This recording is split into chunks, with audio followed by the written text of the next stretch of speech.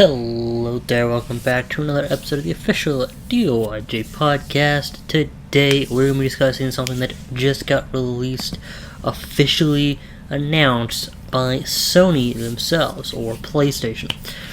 And that is the first bit of official news, aside from the specs, the first visual news that we have gotten relating to the PlayStation 5. Now we have, of course, note the specs, but we have never seen the console itself. We still have not seen the console itself, but Sony has officially released the pictures of the DualSense PS5's new wireless controller. And you are going to be looking at 3 photos that they have released on their official blog. Their blog will be linked in the description below. It'll be the first link in the description below, actually, or maybe the second, depends on when I put it in. It'll be the first or second. You'll be looking at the photos throughout this entire podcast, so you can get a good look. We will be going into the article, and then we'll be going ahead and looking at it.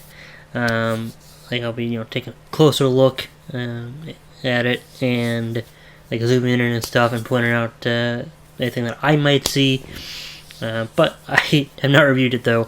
But I can only tell you what I visually see about it and what we have looked at it in the podcast. I think it's very exciting. And I know a lot of people are going to be wondering why they haven't released the console, what that looks like. And I know that some people have been thinking that, it's doomed because they're in bad shape because Microsoft have released what their console looks like. But honestly, and because they only know the specs. And, Microsoft have released what their console looks like, or their next-gen consoles look like. Sony has only released the specs. But to be quite honestly, I'm going to say, quite honestly, I don't care what the console looks like. The specs are the best thing we can get about the console itself, not the controller and wires and all that. But the specs are the best thing that we know about the console. How it looks doesn't matter as long as it runs well, it's efficient. What really matters, in my opinion, aside from the specs, but visual wise, is the controller. Because yes, we're going to be putting discs in and out and unplugging and probably cleaning out our consoles now and then, but we're not going to be holding the console playing the system. We're going to be holding the controller playing the system, playing the games, whatever. Or playing the system, who knows? I might have it's 2020, it'll probably release in, I think, those hope be at the end of this year, holiday 2020, probably gonna be holiday 2021, maybe a bit earlier than that, who knows. But anyway, so you can go ahead and go to PlayStation's Twitter, which I'll try to link that in the description below, as well as the article. And it'll be very recent. It was a few hours ago. It says a first look at DualSense PS5's new wireless controller. So that's actually what the article is titled. So there's that. The article is titled "Introducing DualSense, the new wireless game controller for PlayStation 5." Now, it is on PlayStation blog, which is, I love when they have a blog. Very interesting photo. Matter of fact, the photo you're looking at now is actually the one that's big and present on the top of their blog there. So now we're gonna read into it. We've reached an exciting milestone with PlayStation 5, as we're starting to ship our new controller in its final design to developers who are implementing its unique features into their games. But first, we wanted everyone in the PlayStation community to get a first look at the DualSense trademarked wireless controller, and here are our vision for how the new controller will captivate more of your senses as you interact with the virtual worlds in PS5 games. The features of DualSense, along with PS5's Tempest 3D audio tech, will deliver a new feeling of immersion to players. When PS4 launched in 2013, the DualShock 4 wireless controller garnered a lot of positive feedback from gamers and developers for being the best PlayStation controller yet, and for introducing forward-looking features like the share button. This brought us to the next question: how do we build upon that success? After thoughtful consideration, we decided to keep much of what gamers love about DualShock 4 intact, while also adding new functionality and refining the design. Based on our discussions with developers, we concluded that the sense of touch within gameplay, much like audio, hasn't been a big focus for many games. We had a great opportunity with the PS5 to innovate by offering game creators the ability to explore how they can heighten that feeling of immersion through our new controller. This is why we adopted haptic feedback, which adds a variety of powerful sensations you'll feel when you play, such as the slow grittiness of driving a car through mud. We also incorporated adaptive triggers into the L2 and R2 buttons of DualSense, so you can truly feel the tension of your actions, like when drawing a bow to shoot an arrow. This provided us with an exciting challenge to design a new controller that builds off of the current generation, while taking into account the new features we were adding. For example, with adaptive triggers, we had to consider how the components would fit into the hardware without giving it a bulky feeling. Our design team worked closely with our hardware engineers to place the triggers and actuators.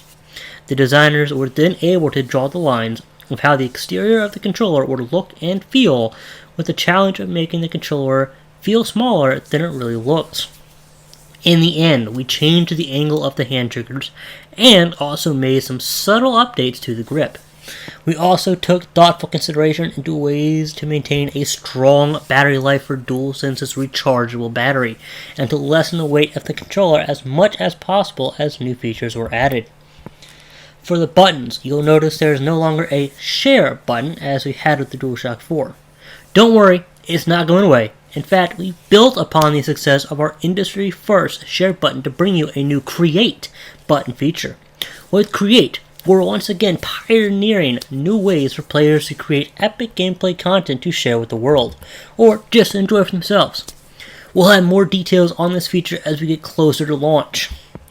DualSense also adds a built-in microphone array, which will enable players to easily chat with friends without a headset, ideal for jumping into a quick conversation. But of course, if you're planning to chat for a longer period, it's good to have that headset handy. Now, let's talk about the colors. Traditionally, our base controllers have a single color. As you can see, we went a different direction this time around and decided on a two-tone design. Additionally, we changed the position of the light bar that will give it an extra pop. On DualShock 4, it sat on the top of the controller. Now it sits at each side of the touchpad, giving it a slightly larger look and feel. In all, we went through several concepts and hundreds of mock-ups over the last few years before we settled on this final design.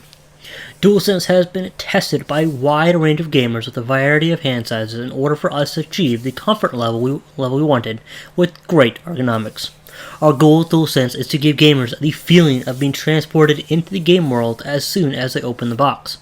We want gamers to feel like the controller is an extension of themselves when they're playing, so much so that they forget that it's even in their hands.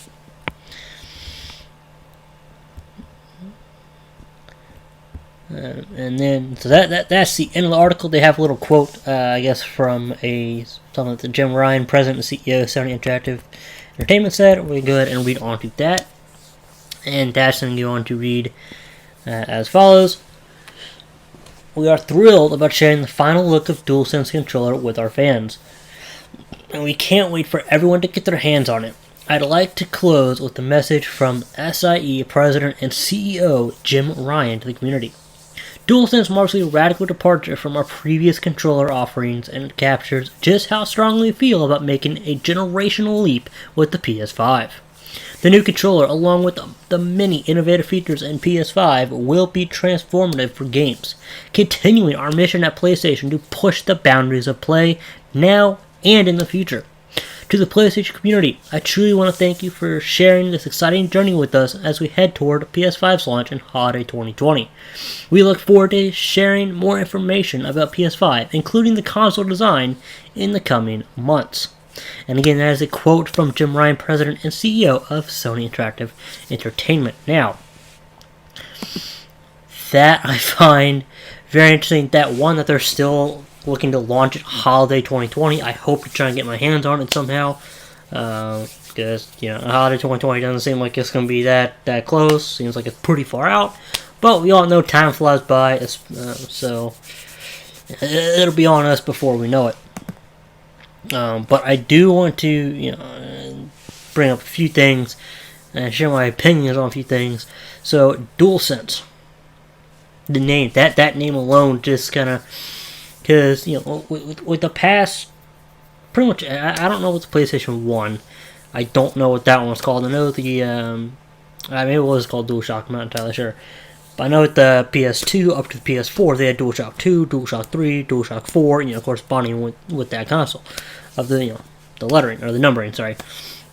Which I find that interesting, and from the DualShock 2, from the PS2 up to the PS4, it had a vibration feature, and that was about it. I mean, sensor-wise, that was better. It had, now there are times that there are things you can use the PS4 for, but the main thing, that you can actually feel is the vibration.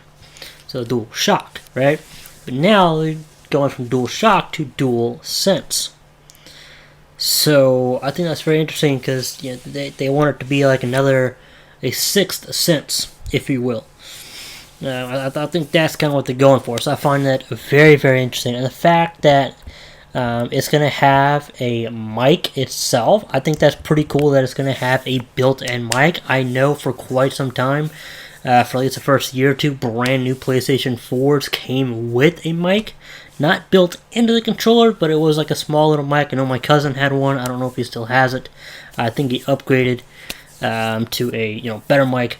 Not that Sony makes terrible mics. I mean, not saying that. I don't know how it was, but I don't really trust a little mic that you just plug into the controller. But I do like how it has. In fact, if you actually go look at actually the next picture, if you can scroll into this one right here, I'm actually looking at the next picture that we'll be looking at in just a minute, actually. But I do like how the PlayStation button is actually the PlayStation logo. It's not just, or the home button, whatever.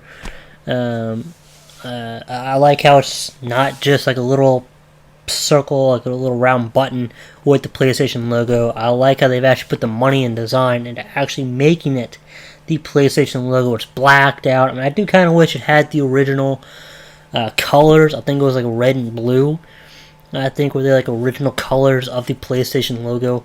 I do kind of wish that was still in there, but then again, maybe they tried that and it just didn't look good. I don't know. I'm not the designer here, but I like to at least see that as maybe like a possible option on like customized DualSense PS5 controllers down the line, maybe a year or two after release, when companies start producing the custom controllers, as they have done since PS3, I think. So yeah, then right below that, I find it looks like there's like a button. So that might be the home button. I'm not entirely sure. One of those two would have to be the home button, right? But right below that, the second button, there's what looks to be a mute and unmute button, or maybe that button just below, maybe that like line, bar button, right above the microphone, the classic microphone, with the slash over it. Maybe that is a mute unmute button. So I think that's cool that you can, that comes to the mic and you can mute it and unmute it right from your controller. Because I know when playing games with friends, sometimes they have like background noise, and like someone just comes in the room, starts bursting in the room, and starts talking, whatever, starts shouting. They don't want to, they don't want us to hear that, because they'd be nice, so they quickly try to mute themselves. But having to take your hand off your controller and try and find it on your headset, I know it can be a bit of a pain. So I like how that's right there. Now I'm wondering, because the fact that you said that that it's always good to have that hand or that headset handy. We know that they're going to be continuing to make and support controllers, or not controllers, headsets. Now I don't know if I'd assume they're going to continue to support other brands' headsets, but obviously I know they're going to at least continue to make headsets. Now I'm wondering, I'm very curious if once you have that headset hooked up, synced into your console, whatever, does that mute and unmute button work? That's something I really want to know. I'm going to test that whenever I can. So I don't know if they're going to have like a headset immediately ready upon release. I don't know if you'll be able to hook up your PS4 headset to your PS5. Now I imagine if you hook up your I imagine if your PS4 headset will work with your PS5, even if it was made pre-PS5. I don't think that that feature would work if it does connect and you can actually mute it. I think that would just be for the PS5, specifically made headsets. But I do find that very, very interesting. And now the create button, I am actually really, really curious and really excited to see to know more details about what that means, like what's going to happen there. Because how is that going to work? I'm really excited. As a creator, I am super excited to know. And of course, right below that, you see some kind of little hole. Maybe that's where you can plug in an additional, like one of the smaller mics. Now, if you look back here on this one, you'll see that the light is gone from the back, which is, you can kind of see a little bit of the light from the touchpad, kind of circling around the back, but it's not as big on the back. It's not going to drain the battery power. Which is great, and then you can see it looks like it's got looks like possibly a new charging port. It's really hard to tell at this angle and at this depth. Let me see if I can get a closer look at that. Yeah, it looks like it's actually that is I'm getting a closer look at it. So it looks like that is a brand new. Not even brand new. But it's a different charging port, so your cords that work for the PS4 and possibly the PS3 controllers will not work for the PS5. So that is a bummer. But oh well, what are you gonna do there? Still really exciting. Hopefully they'll have within a year or two there should be some new cords and whatnot. And now I continue to look over here. Looks like the buttons are actually covered. It looks like they have like the button, and it looks like they have some kind of cover on it, which is definitely very interesting. That's at least the directional buttons there. And it looks like the grips right there, or the analog sticks look like they have some grip to it, so that's definitely interesting. And so do the analog buttons. Looks like they're not smooth anymore. They have like some kind of texture to them. It's like a semi-grip, as well as the handles. The handles have. I feel like I should get paid every time I say grip. How many times I said it? But looks like the underside of the handles have a grip as well. And the top might have it. It's kind of hard to tell. Might be a slight grip. I'm not entirely sure. I know the underside definitely does. So that is exciting. Now let's go ahead and take a look at this photo right here that we are looking at. Let me go and find it on the site. Sorry. Here we go. All right, now. I do like how how they had it, the lights. They kept the lights, which is great. I was wondering what they can do with that. I do kind of like the lights in some games, where some games will tell you your health. But I like how you can actually see it, and it's actually more. It does looks like it'll pop a little more. There's more of it. It's a little wider, which is great. So. Yeah, they're a bit wider, so that's it look to be a bit wider anyway. It's kind of hard to tell exactly because I don't have it with me. But yeah, it definitely does look good. I'm really curious to know what that creator, that create button is gonna be. What it's gonna do. That button on the right, I'm guessing that's gonna be with the little menu kind of thing. I'm guessing that's going to be the pause menu. Maybe that'll be a quick way to bring up your PlayStation menu, whatever that may be.